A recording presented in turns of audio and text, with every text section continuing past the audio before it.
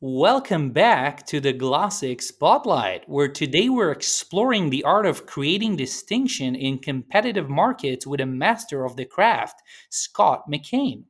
As the founder and CEO of Distinctive Presentations and the Distinction Institute, Scott is a luminary in transforming the ordinary into the extraordinary, ensuring businesses aren't just competing, but standing out with a stellar customer experiences. Scott's illustrious career as a Hall of Fame professional speaker and best selling author has taken him across the globe, from the United States to Dubai, speaking to audiences of all sizes about the power of differentiation. His books, including Create Distinction and Iconic, have been lauded as some of the year's best business reads as serves as essential guides for achieving and sustaining market distinction. However, Scott's influence extends beyond the page. His dynamic speaking engagement and strategic insights have helped countless organizations redefine how they interact with their customers and distinguish themselves in crowded markets. His work emphasizes not just achieving great customer service, but delivering the ultimate customer experience that fosters loyalty and engagement. Whether you're looking to invigorate your team, inspire innovation, or elevate your customer interactions, Scott's principles are invaluable. Scott, it's fantastic to have you with us today. Well, thank you, guys. Well, you're so kind with that introduction. I appreciate it greatly. Absolutely. Well, before we get into the nuances of creating distinction, are there any recent projects or experiences you're particularly excited about that you'd like to share with us today? Oh gosh, what a great question. I have a relatively new book out. It's called The Ultimate Customer Experience, and it's kind of interesting. The publisher that I've been with for my last couple of books challenged me. He said, Scott, you've written a lot of books about the customer experience from the target audience is the leader, the perspective, the entrepreneur, the person that's in charge of delivering the customer experience, but you've never written anything that they could hand the frontline people who are actually interfacing and interacting with customers. So it's a unique challenge, and it's a small book, but it is the very basic things that you need to make certain that every one of your team members that interacts with customers understands about how they need to deliver the ultimate customer experience. And we can talk more about it, but it's kind of interesting in terms of generational change that we're seeing around the world, in terms of customer expectations that are changing around the world. So I'm really excited about addressing, how that's changing. This part isn't in the book, but I'm in my speeches talking about it, how AI is changing the customer experience, and all of the things that I know are so important to Glassix and to you, Ron, that is really at the forefront of what's happening in the way that organizations of every size need to be taking care of their customers. Wow, now you really got me excited, especially that I know that Create Distinction and Iconic have been a tremendous success. I'm just like trying to figure out what's going to be with your next book. Wow, that's amazing. Well done. Thank you. Yeah, thank you. Well, for our audience, today's episode called "Crafting Distinction in a Crowded Market by Delivering Stellar CX: Insights from Scott McKain." Scott, I want to get right, and get started with my first question, and that really got me curious here. So through your work at the Distinction Institute, you focus extensively on creating a competitive edge and delivering the ultimate customer experience, right? So can you share how this principles transforms client engagement and organizational success in today's saturated markets? Well, I think regardless of what industry an organization is in, regardless of its current situation with who the competitors are, the lifeblood of any business is repeat customers and referral business. I mean that's as basic as it gets, right? We spend so much money organizationally to acquire a new customer, but we don't really have to spend that much to keep them coming back if we deliver extraordinary customer experiences. But the corollary benefit to that is those customers then refer us. They not only come back and spend more and every kind of study I've seen says not only do they spend more often when they have an ultimate customer experience, but they also become our referral source. They become our advocates in the marketplace. And it's been said for forever that the best kind of marketing is word of mouth marketing. We When we hear from a trusted friend or colleague about a great experience they have, then that inspires us to do business with that organization as well. So when you create these kinds of customer experiences, regardless of whether it's B2B or B2C, we find that organizations enjoy enhanced customer loyalty and enhanced customer advocacy in the marketplace, which is a fundamental key to profitability. I couldn't love that more. And there is also one aspect that while you were, talking, that really pops into my head multiple times is one word: brand. I think that a lot of the times it's either, if we're in marketing, we will probably be focusing on the word brand or in branding, right? But if we're doing something else, if we're working for like in customer support or customer experience, or any customer facing role for that matter, we will be more focusing on the customer experience. And I think that those should be going hand in hand. Yes, could not agree more. And Jeff Bezos once said, I'm not the biggest fan in the world of Jeff Bezos, but I thought this was pretty profound. He said, "Your brand is what people say about you when you're not in the room." And I love that because that truly is what a brand is. The brand that I have as a speaker is not what I put on my website and not what I put in marketing on social media. My brand is what my clients think about me and what they tell their colleagues and professional peers about me. So the brand becomes established not only by what we market, but even more importantly, by what we deliver. I think the organizations that have the most difficult time in sustaining any type of momentum in the marketplace are those that don't have a message that's congruent with their performance. Customers only judge us on two criteria, and that's the promise and performance. Right? In other words, what is the promise that our marketing is making to our prospective customers and our current customers? What's that promise? And then how do the customers evaluate our performance based upon the perception of the promise that's been delivered?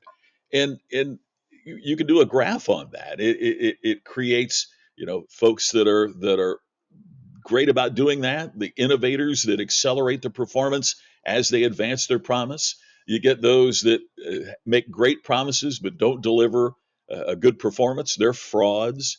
We have those that are just maintaining in the marketplace. The promise they're making now is the same as the promise they've made years ago, even though the marketplace has changed, technology has changed, AI has impacted all of us.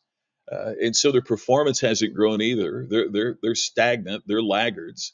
And so what we find is that the customer experience is how we deliver on the promise that our marketing is making about our brand.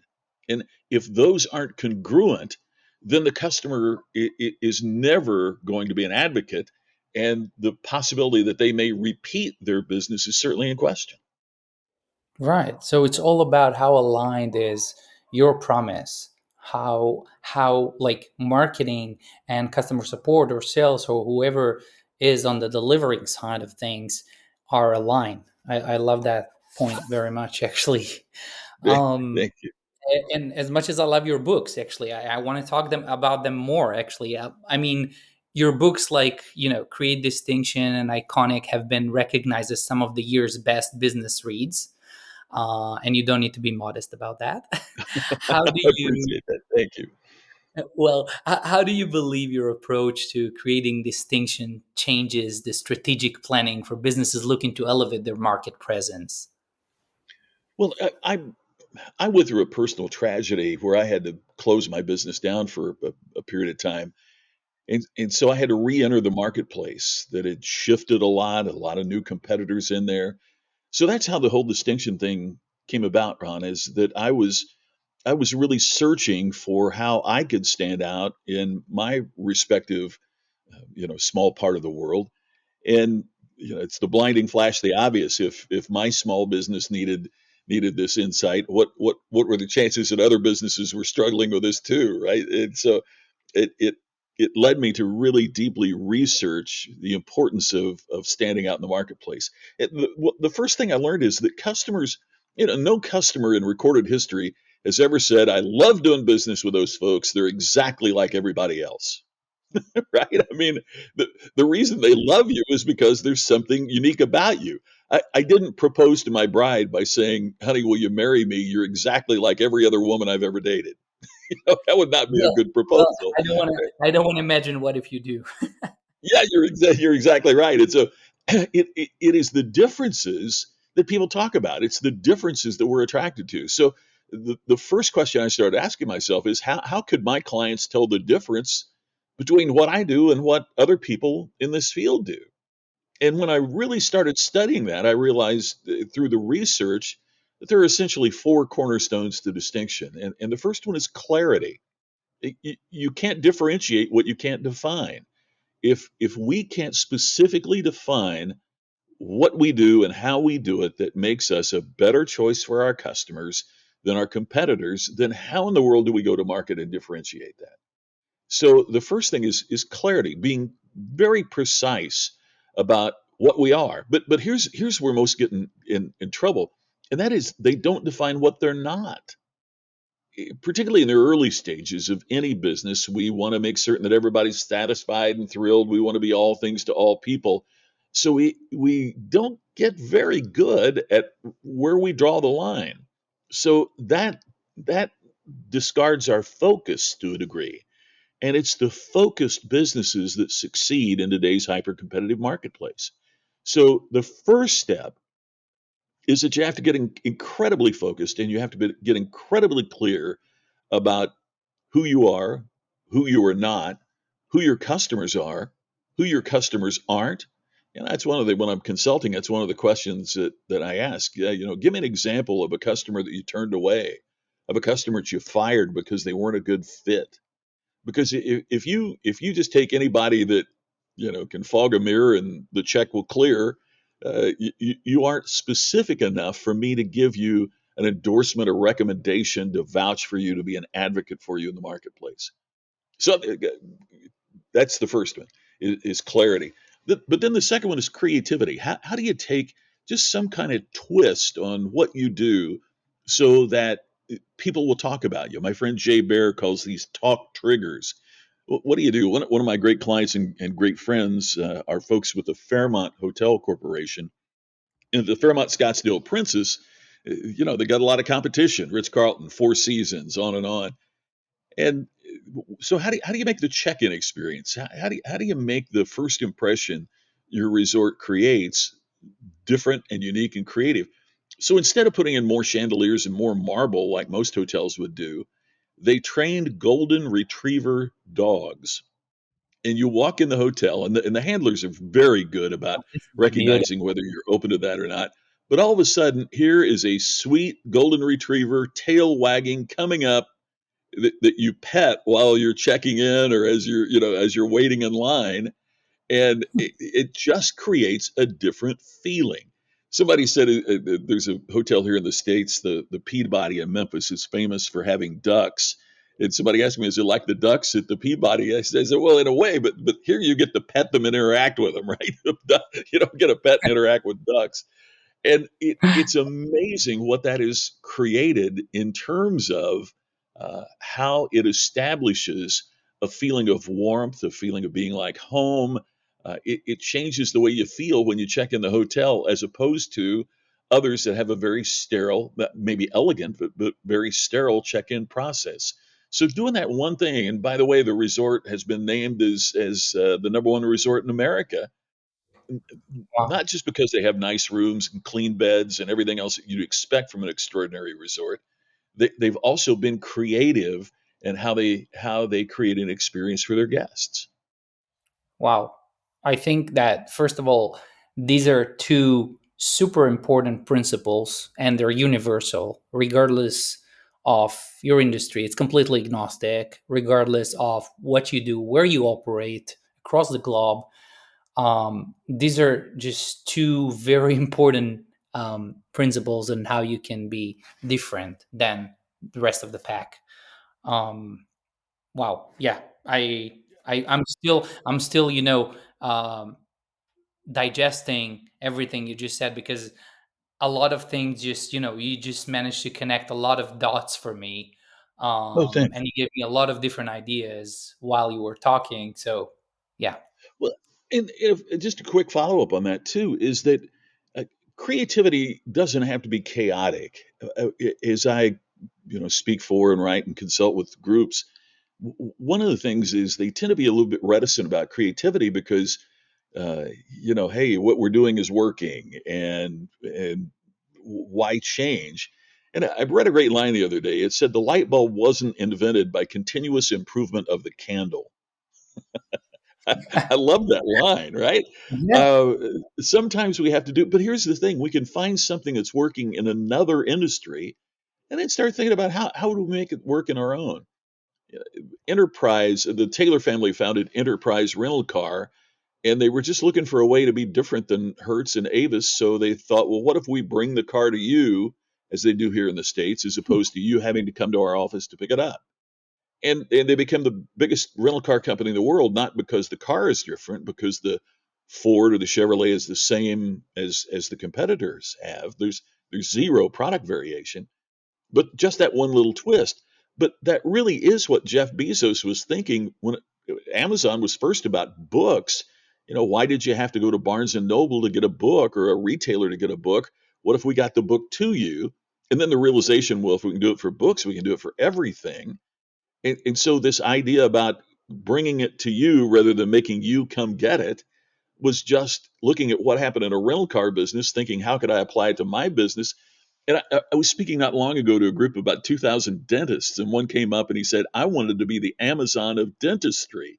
And I couldn't even imagine what that is, but he built trailers that are small trailers that are dental, traveling dental offices. And so you make an appointment, and the truck pulls up with the trailer on the back, and the dental office is parked outside your house. And Wow. you walk outside, and the dental office is there. He said, my fundamental problem is I can't hire dentists and build trailers quickly enough to keep up with the demand. So it's just saying, how's something working in another field? Is there a way that I could extrapolate that and adapt and adopt that would seem very unique in the industry that I'm in? It's just amazing. I love this example. And I want you to share a little bit about your story with your family's grocery store, as detailed in Create Distinction. Oh, thank Um, you. it offers a powerful metaphor for business differentiation. And could you recount this story and explain the key takeaway for businesses striving to stand out? Because, a lot of our listeners are young startups, and, one of the biggest challenges for startups, as you obviously know, is to find a differentiator, is Yes. to, being able to craft a messaging framework, or craft a narrative, if you wish, that is strong enough to help him stand out. So I think that your family's grocery store story could really kind of shed a light and help a lot of the listeners. Oh, that's very kind. I appreciate the opportunity because it was obviously a big turning point too for me in my life. I grew up in a very small rural community in the United States. My home state is Indiana, and I grew up in the very southern part of that small town of 1,500 people. And my parents owned and ran the only grocery store in that town. And I'll never forget the day that the owner of another store, it was a clothing store, ran through the intersection to run into our store and tell my dad they were clearing the field on the north end of town to make way for the construction of a new supermarket. Well, Wow. I literally saw my dad's knees buckle just a little bit, but I was too young at that point to really understand what why, what the impact of that was going to be. But I sure noticed as they were building the supermarket, our the tension between mom and dad and the tension in our family was rising at about the same pace. So the Saturday morning comes, and by the way, Saturday was normally our busiest day of the week for business. and the supermarket's open on a Saturday morning, and we're driving in. And I'm helping out as the son of the owner of the stores, and we're driving in to open up our little grocery store. And I remember we passed the supermarket on the way in, and the parking lot's already filled with people who just can't wait to get in and see this brand new store in our small community. And we opened the doors at 7 a.m. and by 10 o'clock, we still had not yet had our first customer on that day. Dad is behind the meat counter mad. Mom's in the office crying, and I'm just a kid sitting at the cash register, the checkout stand with nobody to wait on, nobody to help.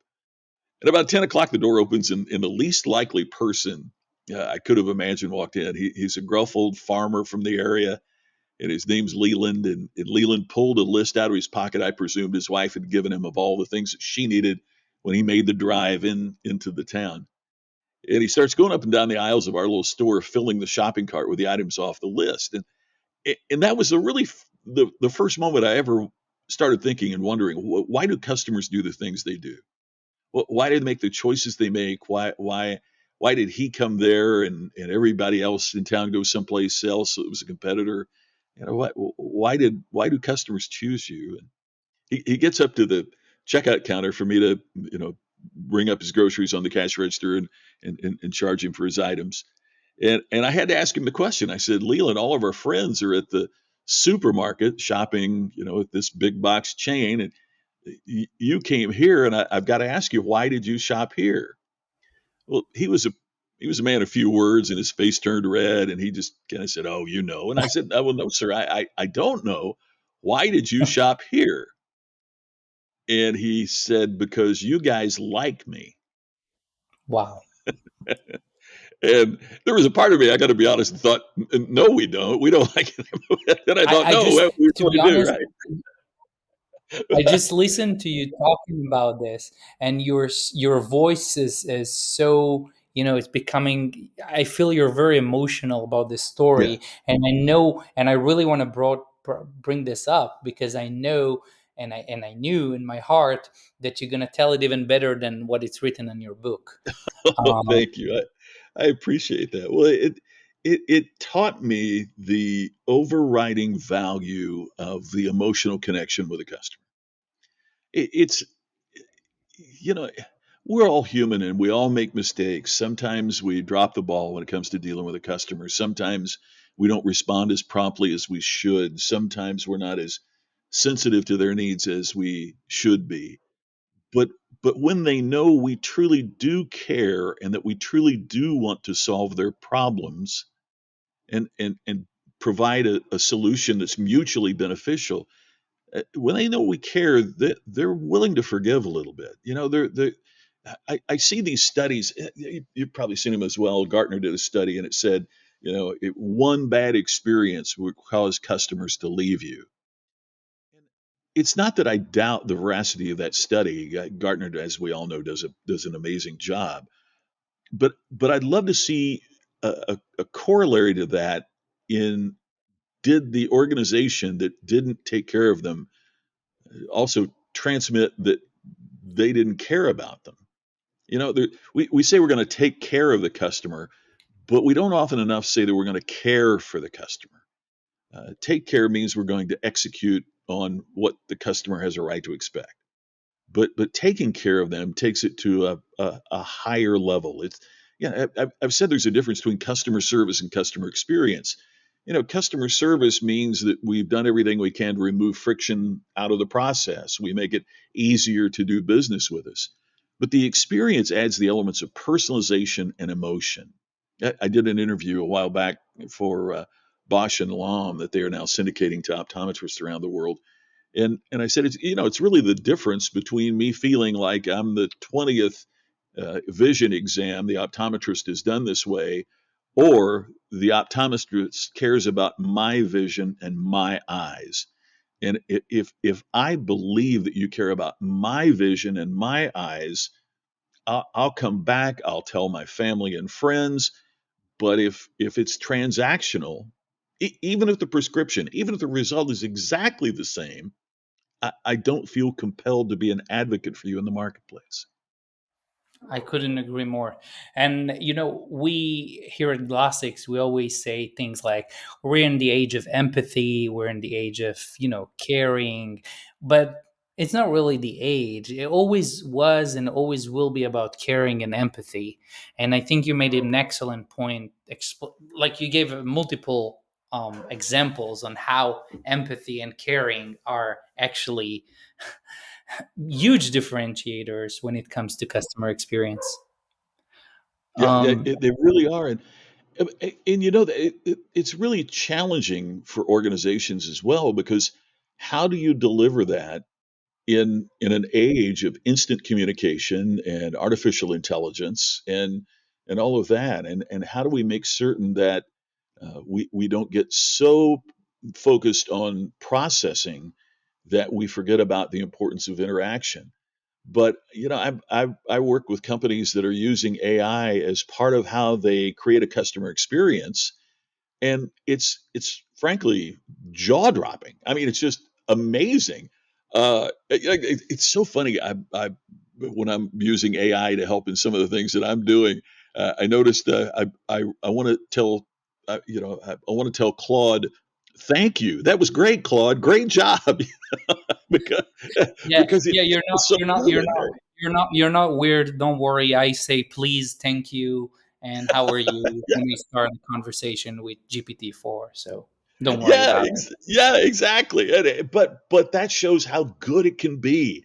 It shows how we can leverage that, and obviously in the training models that we do with AI and everything else that we when we know how important that is, then we'll include that in the models that we use to train AI and to deliver that. But if all we're thinking about is how can AI, you know make this transaction faster, then we won't necessarily do the kinds of things that will, create that experience that customers are longing for. Right. Well, Scott, your career has spanned authoring influential books, as I already mentioned, and funding the Distinction Institute. What have been the pivotal moments or lessons learned that have shaped your views and methodologies and business strategies and customer experience? If there is like this one thing you can take from your experiences set that really shaped your views and methodologies and business strategies and CX. Wow, what a great question. When you said that, the first thing I thought of is kind of the end of the story about the grocery store. If you fast forward a few years, I'm a college student and I'm calling home probably to ask them to send me a little more money, or something. I don't remember the purpose of the call, but that's what most calls to my parents were about when I was away at college. And I just remember Dad so offhandedly, just so casually, saying, "Oh, by the way, the supermarket announced that they were closing and leaving town." And that was a real pivotal moment for me because very seldom does a smaller entrepreneur uh, beat the big box or beat the big store. And when I look back over the years and think about why it happened, I think of the things that my dad did, because they were always going to have an advantage. They were always going the supermarket was always going to beat us and be cheaper on the price of a gallon of milk or a loaf of bread. We could not compete on a price basis with them. So Dad said, "They're a supermarket. We're going to be a super service market." If you bought a pack of gum, we would offer to carry it out to your car for you. We delivered groceries to homes well before Instacart, was even thought of. Um, Dad would do things in the local community to be engaged and involved.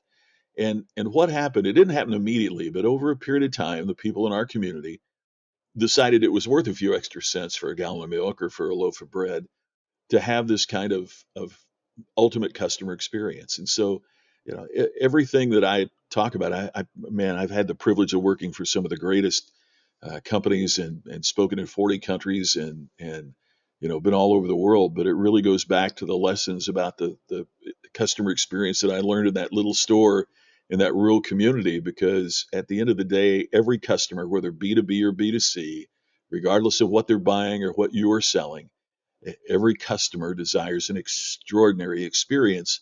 And in fact, in today's world, we have the tools to deliver it, and the customer deserves it. So, you know, my overwhelming, overriding point is that we have to deliver ultimate customer experiences. There are many ways that we can do that, but there's also tools out there that make it possible, and we in business need to be committed to using the most advanced, the most contemporary, the most progressive tools to be at the forefront of leading with the ultimate customer experience. Totally. And Scott, before I let you go, I promise, and thank you so much for joining us today. I have to get your thoughts on one more thing. So, Sure. as someone who has achieved Hall of Fame status in both sales and professional speaking, how has your philosophy on distinctive business practices and customer engagement evolved over the years? I mean, furthermore, how do you translate these honors into practical strategies for your audiences and clients? Well, that's a great question, because the content has evolved as the time has evolved. I think our practices can be updated, but I hope our values remain consistent. And so the values that I have are still the same ones, but the way I present and the technology is different. But um, what's evolved has been the circumstances and the time. I've been fortunate to do this for many years, and when I first started doing this, your competitor was probably somebody within your region, might even be in with your community, might even been in your neighborhood. Now your competitor may be across the globe. uh, that's certainly a fundamental change. The generations change as well, and how do we be responsive to generations that have different values, different requests, different desires, different standards? Uh, how do we deal in a more diverse world? All of those are absolutely critical, but it doesn't get away from the values of the care that we have for each customer, the commitment to excellence that we have, and the understanding that the by differentiating ourselves, we dramatically improve the likelihood that customers will be interested in us, will be attracted to learn more about us, and hopefully will end up doing business with us. Those the values don't change, even though the techniques and the content might.